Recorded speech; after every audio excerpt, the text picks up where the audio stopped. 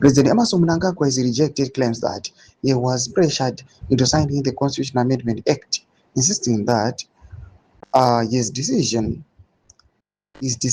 are made independently, despite present questions over the secrecy surrounding the signing process. Mnangagwa, I'm not a person who can be intimidated. That was subscribe or like on the bell icon. Team of Namu Branch Conscience addressing journalists during a media briefing in Harare in the weekend. Mnangagwa responded after being challenged over why the signing ceremony was not opened to the media, with the public only learning of development after it appeared in the government gazette. Journalist Ruben Barwe highlighted the lack of transparency, saying, "The signing was done with what you did. We thought we could have the opportunity when you were putting the signature. Unfortunately, we just saw the gazette."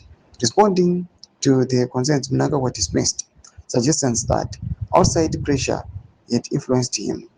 In course, if you look at me, I'm not a guy who can be intimidated. What I do freely, he said.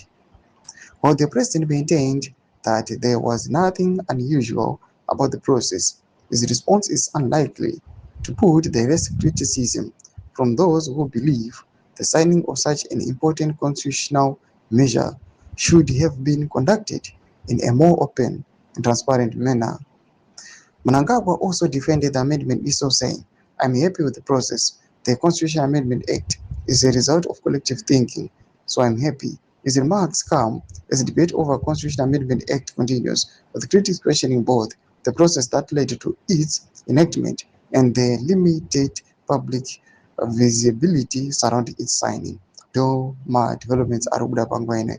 Nangomesa kuchemedzo zafura eni marudi vamsiri page. So subscribe or like, hit on the bell icon.